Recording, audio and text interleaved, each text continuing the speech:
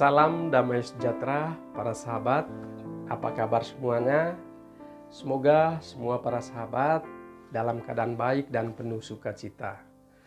Dalam katekese santai kali ini, saya akan menjelaskan tentang perjalanan seorang imam atau pastor atau romo dalam gereja Katolik. Mengapa disebut imam atau pastor atau romo?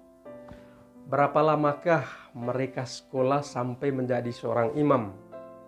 Dan apa sajakah tugas-tugas mereka? Untuk itu para sahabat, mari kita simak dan mohon biasakan menonton sampai habis. Imam atau pastor atau romo di dalam gereja Katolik pada dasarnya adalah pembantu utama uskup dalam memimpin umatnya. Istilah imam berkaitan dengan tugas menguduskan. Tugas menguduskan yaitu berdiri di altar dan mempersembahkan kurban bagi Allah untuk keselamatan umatnya. Contohnya sakramen Ekaristi. Sedangkan sebutan pastor menunjukkan tugas penggembalaan. Pastor dalam bahasa Latin berarti gembala. Seorang pastor bertugas memimpin dan membimbing, terutama mempersatukan umat. Lalu, bagaimana dengan sebutan romo?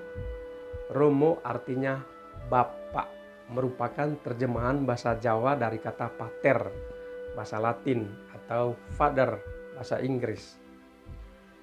Sejak abad ke-12, imam Katolik diharuskan untuk hidup selibat, yaitu hidup tidak menikah, dan sejak abad ke-12 pula pelantikannya disebut sakramen, yaitu sakramen tabisan imamat. Sejak abad ke-16, gereja Katolik menentukan pendidikan awal menjadi calon pastor, dimulai dengan pendidikan dasar di sekolah-sekolah seminari. Sedangkan seminari sendiri berasal dari kata seminarium, bahasa Latin, yang terbentuk dari kata dasar semen, yaitu benih. Jadi seminari adalah tempat menanamkan benih-benih kebaikan bagi para calon pastor.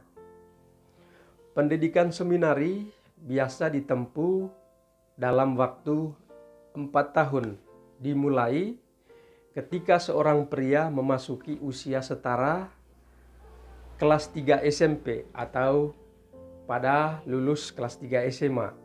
Nah, dari seminari barulah siswa tersebut dapat melanjutkan pendidikan ke jenjang yang lebih tinggi untuk menjadi seorang frater, seorang calon atau menjadi seorang calon pastor.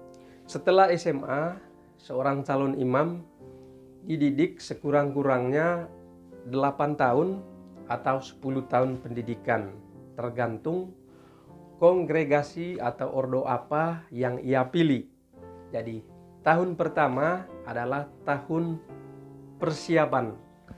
Kemudian tahun kedua sampai tahun ke-10 ia mendapatkan pendidikan terutama di bidang filsafat dan juga di bidang teologi.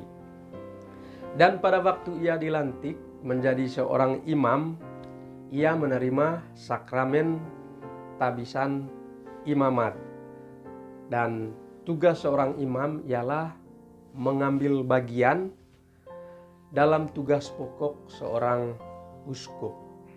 Dan tugas yang pertama adalah mewartakan sabda Tuhan. Dan tugas yang kedua adalah menguduskan umat, terutama umat Katolik.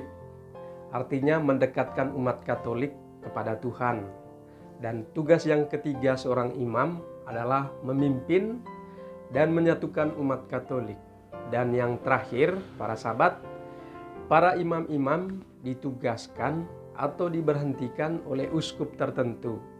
Jadi, dia atau seorang imam tidak hanya ditabiskan oleh seorang uskup, tapi juga ditempatkan dan diberhentikan dari tugasnya oleh seorang uskup.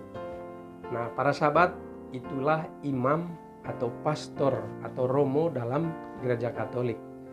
Tuhan memberkati.